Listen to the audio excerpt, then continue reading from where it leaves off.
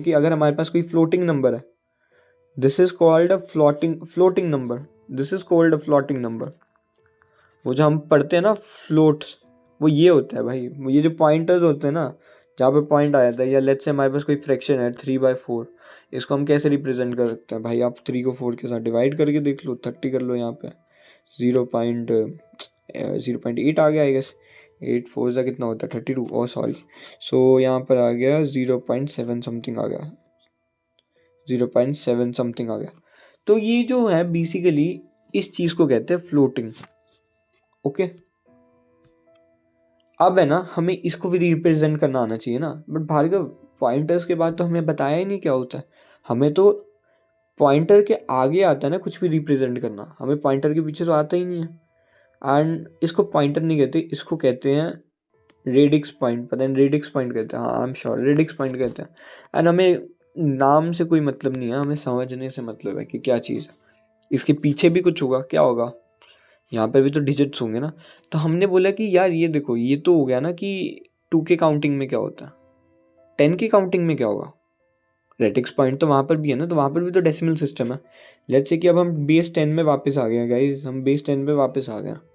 यहाँ पर हमें रिप्रेजेंट करना आ गया कि क्या होता है, ठीक है। यहाँ पर कोई नंबर है, जैसे हमारे पास 5 है, 8 है, 8 है, 885 पे आ गया। बट अगर मुझे 885 के बाद यहाँ पे पॉइंट लगा के यहाँ पर भी कोई नंबर रिप्रेजेंट करना है, लेट्स से हमारे पास कोई नंबर है 34 है, तो इसको कैसे करूँगा, इसको कैसे रिप्रेजेंट करते हैं? इसको ऐसे ही करते हैं ना कि 8 into 10⁻² plus 8 into 10⁻1 and then plus 5, क्योंकि 10⁻0 विल बी इक्वल टू 1।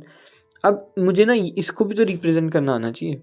तो इसको रिप्रेजेंट करने का पता क्या तरीका दिया उन्होंने बोला कि ये बेसिकली क्या है, ये 0.3 एंड ये क्या है, ये 0.04। एंड भाई 0.3 तो होता है बेसिकली 3 इंटू 0.3 बेसिकली क्या होता है 3 इंटू 10⁻⁻1। तो बोला कि यार ये लो, ये तो हो गया बेसिकली 3 इंटू 10⁻⁻1 एंड ये जो 4 है वो हो गया 4 इंटू 10⁻²। तो उन्होंने बोला कि बेसिकली हम बेस 10 में क्या कर रहे हैं कि यहाँ पे कोई भी डिजिट है, कोई मतलब नहीं पड़ता कोई भी है, बट जब हम रेडिक्स पॉइंट के बाद यहाँ पर आ रहे हैं ना, तो यहाँ पर जो डिजिट है ना उसकी जो पोजीशन है वो बेसिकली 10⁻⁻1। यहाँ पर जो डिजिट है उसकी पोजीशन है 10⁻²। यहाँ पर जो डिजिट है उसकी पोजीशन है 10⁻³ एंड सो ऑन, ऐसे ही करता चलता रहेगा, कोई फर्क नहीं पड़ता कितना भी लगा लो। एंड 2 के सिस्टम में क्या होगा, बेस है वो है 2, तो अब यहाँ पे पोजीशंस क्या होगी, यहाँ होगी 2 का, यहाँ पे ऐसे स्टार्ट करा करो 2 की पावर 0, 2 की पावर 1, 2 की पावर 2, यहाँ पे पॉइंट लगा लो एंड यहाँ पे क्या होगा, यहाँ पर होगा 2 की पावर -1, 2 की पावर -2, 2 की पावर -3। ठीक है, क्लियर। एंड अब मुझे ना किसी नंबर को रिप्रेजेंट करना, लेट्स से मेरे पास कोई नंबर है, इसको आप प्रिसाइसली कभी रिप्रेजेंट कर ही नहीं सकते। लाइक ये नहीं कि बिल्कुल ही आप प्रिसाइसली कर लो, हाँ कर सकते हो, सम एक्सटेंट तक आप कर सकते हो, but that does not mean कि you can expect it like totally एकदम ऐसे एकदम 0.3 को आप बहुत अच्छे से रिप्रेजेंट कर सकते हो, नहीं कर सकते हो। एंड आपको समझ आएगा कि नहीं कर सकते हो। अब इस डिजिट को ना आपको दो चीज़ों में ब्रेक डाउन करना है। पहला, ये रेडिक्स पॉइंट के आगे क्या है, रेडिक्स पॉइंट के पीछे क्या है। रेडिक्स पॉइंट के आगे 1, रेडिक्स पॉइंट के पीछे 0.3, ऑफ कोर्स 0.3 है, 3 मत ले लेना। तो 0.3 को रिप्रेजेंट करना। अब 0.3 को रिप्रेजेंट करने के लिए तरीका ये है कि इसको आप 2 से मल्टीप्लाई करो, आपके पास क्या आएगा 0.6 आएगा। एंड ये जो पॉइंट के आगे वाला नंबर है ना, इसका एक ट्रैक रखना। उसके बाद फिर 0.6 को 2 के साथ मल्टीप्लाई करो, देन 1.2 आएगा, ठीक है 1.2 आएगा, देन 1.2 का आपको अब यहाँ पे 1 रखना। अल्लाह इच्छी की आप लिख लेते हैं यार, यहाँ पे 0 लिख लिया, यहाँ पे 1 लिख लिया। देन उसके बाद आप देन उसके बाद फिर से 1.2 है ना, तो अब यहाँ पे 1.2 मत लेना, यहाँ पे 0.2 लेना। हमने 1 को यूज कर लिया, हमने यहाँ पे ले लिया उसको ऑलरेडी, तो हम यहाँ पे फिर से लिखने की जरूरत नहीं। We will just multiply by 2 and यहाँ पे 0.4 आएगा, देन 0.4 का फिर से 2 के साथ मल्टीप्लाई करो, देन उसके बाद आपके पास 0.8 आएगा। यहाँ पे बहुत हॉशकास हो रहा है, but I hope you are somehow able to understand कि क्या चल रहा है। 0.8 को जब आप फिर से 2 के साथ मल्टीप्लाई करोगे तो 1.6 आएगा, एंड जब 0.6 करोगे ना तो आप नोटिस करना आप फिर से यहाँ पे पहुंच जाओगे, क्योंकि आप 0.6 को 2 के साथ मल्टीप्लाई करोगे तो 1.2 आएगा, फिर 0.2 आएगा, फिर 0.4 आएगा, एंड ऐसे ही सर्कल चलता रहेगा, इट वोंट स्टॉप। सो इसका मतलब ये है कि हम 0.3 को रिप्रेजेंट कर ही नहीं सकते प्रिसाइजली, बट हम somehow उसको रिप्रेजेंट कर सकते हैं। अगर मैं आपको एक्सप्लेन कर रहा हूँ कि 0.3 को हमने बेसिकली, जब अगर आपको वो पुराने पेज पे नहीं समझ आया, लेट्स डू यहाँ पर फिर से एक बारी कर देते हैं। यहाँ पर 2 से मल्टीप्लाई करो तो क्या आएगा 0.6 आएगा। 0.6 को आपने फिर से 2 के साथ मल्टीप्लाई किया तो 1.2 आया। अब यहाँ पर आपने 0 रख लिया है, यहाँ पर आपने 1 रख लिया है, यहाँ पर आपने 0.2 को फिर से मल्टीप्लाई किया 2 के साथ, तो आपके पास क्या आया 0.4 आ गया। यहाँ पर आपने 0 रख लिया फिर से, देन उसके बाद आपने 0.4 को रखा, देन उसके बाद 2 से मल्टीप्लाई किया, देन आपके पास 0.8 आ गया, देन आपके पास यहाँ पे 0 आया। देन उसके बाद 0.8 को मल्टीप्लाई किया 2 के साथ, देन उसके बाद आपके पास 1.6 आया, देन आपने यहाँ से 1 रख लिया। देन उसके बाद अगर मेरे को यहाँ पर तो आई गेस मैं नहीं बता पाऊंगा, बट फिर से ठीक है, समझ गए ना आप कि जब 0.6 आएगा ना इसके बाद, तो फिर से यही साइकिल रिपीट होगा। दैट मीन्स कि इसके बाद फिर से 1 0 0 1 रिपीट होता रहेगा। एंड दैट मीन्स कि अगर आपको 0.3 को रिप्रेजेंट करना ना, तो आपको बस 0.3 को रिप्रेजेंट करने का सिर्फ एक ही तरीका है कि आपको 0.3 लिख के उसके बाद आपको लिखना पड़ेगा 0 1 0 0 1 1 0 0 1 1 0 0 1 1 एंड सो ऑन, क्योंकि आप इसको और किसी तरीके से रिप्रेजेंट ही नहीं कर सकते, which makes sense so far. But let's say कि हमारे पास एक नंबर है and that number is basically 0.5, जैसे हमारे पास 1.5 एग्जाम्पल है, तो 1 हो गया एंड 0.5 हो गया, ठीक है। अब 0.5 को 2 के साथ मल्टीप्लाई करो तो 1 आ गया।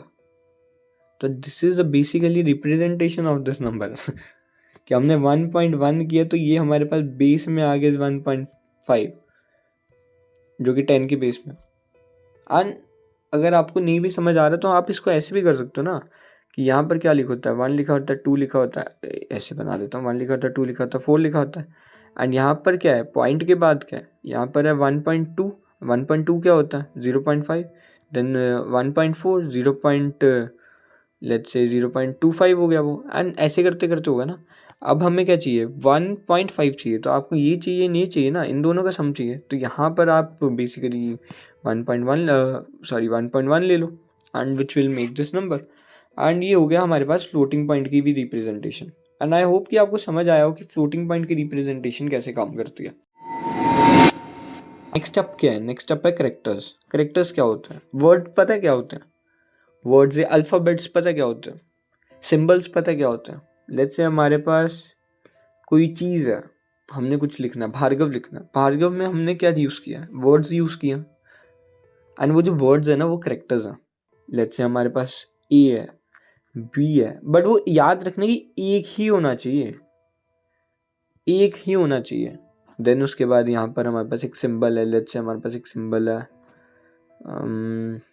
कौन सा सिंबल है, एंड का सिंबल ले लो, एंड का सिंबल ले लो, ए हो गया, बी हो गया, या कोई भी ऐसा स्पेशल करेक्टर हो गया। एंड करेक्टर्स है ना बेसिकली क्या होता है, characters is a code of 0 and 1, वो तो मुझे भी पता है। एंड करेक्टर्स 0 and 1 का कोड पता कैसे है, ASCII ने एक पेपर पब्लिश किया था, उसमें उसने बताया कि मैं ए को पता कैसे रिप्रेजेंट कर सकता हूँ। ए को मैंने एक नंबर असाइन कर दिया विच इज 65, एंड मैं अपने कंप्यूटर को बता सकता हूँ कि यार ये जब भी तेरे पास एक कोड आएगा ना 0 0 ऐसे करके। एंड एक और चीज़, फनी चीज़ ये है कि हम 65 को कैसे रिप्रेजेंट कर सकते हैं, हम ये 2 मिनट में रिप्रेजेंट कर सकते हैं thanks to the technique which I learned and मैंने आपको प्रोवाइड किया। तो 1 2 4 8 16 32 एंड 64। तो हमें क्या चाहिए, 64 and 1 चाहिए। 64 कौन सी पोजीशन पे आता है भाई, 1 2 3, पहले तो हम यहाँ पे 1 लिख लो, देन उसके बाद 2 के लिए एक 0 लगाओ, 4 के लिए लगाओ, 8 के लिए लगाओ, 16 के लिए लगाओ, 32 के लिए लगाओ, एंड यहाँ पर ये 1 के लिए लगाओ। And this is literally the code for क्या कहते हैं ए को ये रिप्रेजेंटेशन दे सकता हूँ। आई एम नॉट श्योर 64 था या 65 था, 65 था हम करेक्ट।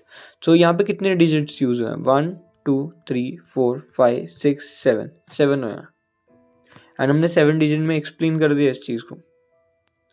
अब मैंने आपको ना तीन वेरिएबल्स बताए, 3 वेरिएबल्स बताए कि वो कैसे रिप्रेजेंट होते हैं बाइनरी में, क्या है उसका रिप्रेजेंटेशन क्या है। बट अभी ना बहुत कंफ्यूजिंग चीज़ें बाकी है। पहली चीज़ तो ये बाकी है कि मेरे कंप्यूटर को कैसे पता चलेगा